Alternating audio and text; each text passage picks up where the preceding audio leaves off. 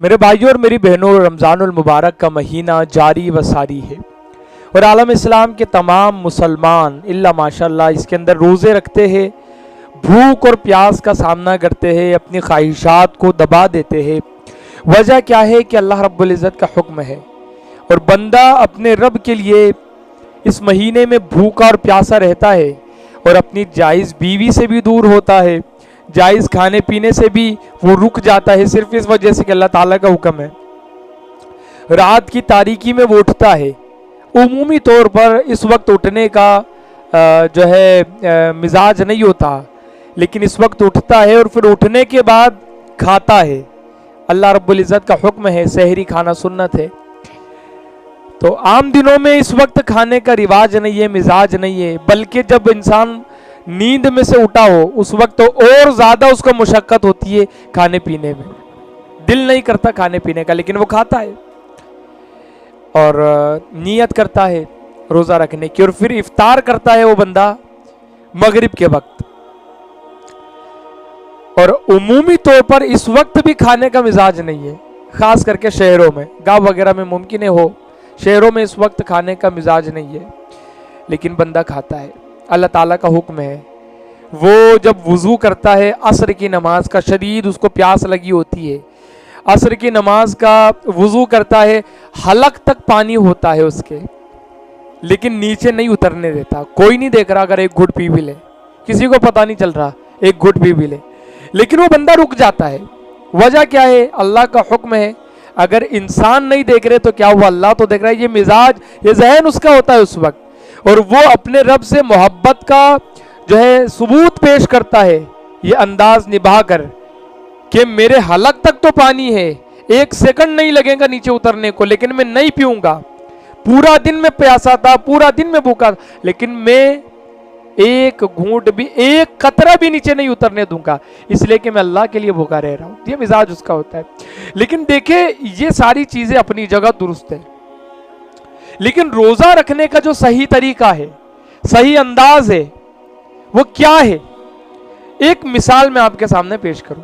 ایک بادشاہ ہے جس نے اپنے وزیر کو ایک جگہ پر بھیجا، وہ وزیر وہاں پر گیا اور وہ وزیر وہاں پر رکا۔ بادشاہ نے خط بھیجا کہ ہم چند دنوں کے بعد یہاں پر آئیں گے، آپ ہمارے لیے ایک اچھا سا محل تیار کر کے رکھو، عالی شان، ہم جب آئیں گے یہاں پر رکیں گے۔ بادشاہ نے اس کو بھیجا تھا، وہ گیا، ایک حکم پر اس نے عمل کیا کہ وہ گیا وہاں پر مشقت کا سامنا کرے گا، لیکن بادشاہ کا ایک خط تھا، دوسرا حکم تھا بادشاہ کا کہ تمہیں کیا کرنا ہے، تمہیں کرنا یہ ہے کہ محل تیار کرنا ہے۔ اب وہ ایک حکم پر عمل تو کیا اس نے، لیکن یہ جو دوسرا حکم تھا بادشاہ کا، تو وہ کیا کرتا، اس خط کو روزانہ دیکھتا، چومتا رکھ دیتا، دیکھتا روزانہ چومتا رکھ دیتا، اس بات پر وہ عمل نہیں کر رہا۔ بھیجنے کے پیچھے ایک مقصد تھا بادشاہ کا، لیکن وہ ایک حکم پر اس نے عمل کیا، لیکن جس مقصد کے تحت بادشاہ نے اس کو بھیجا تھا اس پر عمل نہیں کیا اس نے۔ اب چند مہینوں کے بعد جب بادشاہ کے آنے کا وقت ہو گیا، وہ آیا بادشاہ، اور بادشاہ نے دیکھا کہ وزیر صاحب موجود تو ہے، لیکن وزیر صاحب کو جس بات کا حکم دیا تھا اس بات پر عمل نہیں کر رہے وزیر صاحب۔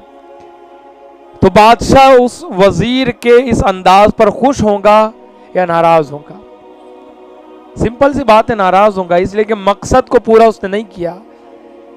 اب مثال کے ذریعے میں آپ کو بتا رہا ہوں اس بات کو کہ اللہ رب العزت نے ارشاد فرمایا، یا ایھا الذین آمنوا کتب علیکم الصیام، اے ایمان والو تم پر روزے فرض قرار دیے گئے، فرض کر دیے گئے، کتب علیکم الصیام، فرض کر دیے گئے، کما کتب علی الذین من قبلکم، تم سے اگلوں پر بھی ہم نے روزے فرض کیے تھے۔ وجہ کیا ہے؟ لعلکم تتقون، تاکہ تمہیں تقوی ملے۔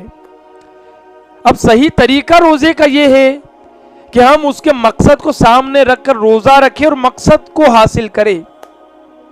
یعنی روزہ رکھنے کے بعد ہم نے نیت کی، سحری کی، روزہ ہم نے رکھا، اگر ہم جھوٹ سے نہیں بچ رہے، اگر ہم نمازوں میں کوتاہی کر رہے، اگر ہم گالی گلوچ کر رہے، کسی کا دل دکھا رہے، اپنے دل کے اندر غلط خیالات پیدا کر رہے، اپنے دل کو نورانی نہیں بنا رہے ہم، اور رکوع و سجود میں کوتاہی برت رہے ہم، اور اسی طریقے سے گالی گلوچ بھی ہم کر رہے, جھوٹ بھی بول رہے, غیبت بھی کر رہے, بد نظری بھی کر رہے, گانے بھی سن, تو ہمارا بھوکا اور پیاسا رہنے کا مطلب مقصد کیا ہے؟ اللہ تعالیٰ نے تو کہا نا کہ ان چیزوں سے روزہ تمہیں روکے گا, اس وجہ سے ہم نے فرض کیا تاکہ تم ان چیزوں سے رکو. اب اگر ہم ان چیزوں سے ہی نہیں رک رہے تو روزہ رکھنے کا طریقہ ہی غلط ہے, روزہ رکھنے کا انداز ہی غلط ہے, روزہ ہمارا پورا ہی نہیں ہو رہا. اس لیے کہ مقصد کے اندر ہم کوتاہی برت رہے. تو ہونا تو یہ چاہیے کہ روزہ رکھنے کے بعد ہم اس کے مقصد کی طرف نظر رکھے کہ اس کا مقصد کیا ہے. ہر چیز کا مقصد ہے. آپ اگر گاڑی خرید رہے ہو اور گاڑی خرید کر آپ پارکنگ میں کھڑے کر کے اس کو رکھ دو بس, اور روزانہ جا کر اس کو دیکھو, تو لوگ کیا کہیں گے آپ کو کہ بھائی تو نے گاڑی لیا کیوں؟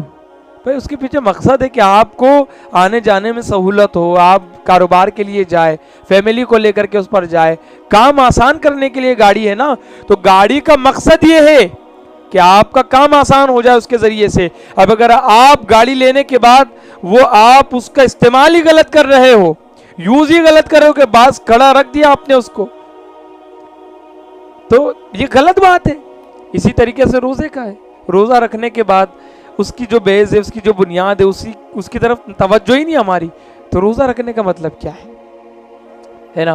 تو لعلکم تتقون, تاکہ تم گناہوں سے بچو, نیکیوں کی طرف بڑھو. رمضان المبارک تربیت کا مہینہ ہے, گناہوں سے بچنے کے عادی بنے, جھوٹ سے بچنے کے عادی بنے, بد نظری سے بچنے کے عادی بنے. اس مہینے میں تمام گناہ کبائر و صغائر سے بچنے کے عادی بنے, اپنے نفس کی تربیت کرے, تزکیہ کرے نفس کا, اور روزے کے مقصد کو پورا کرنے کی بھرپور کوشش کرے.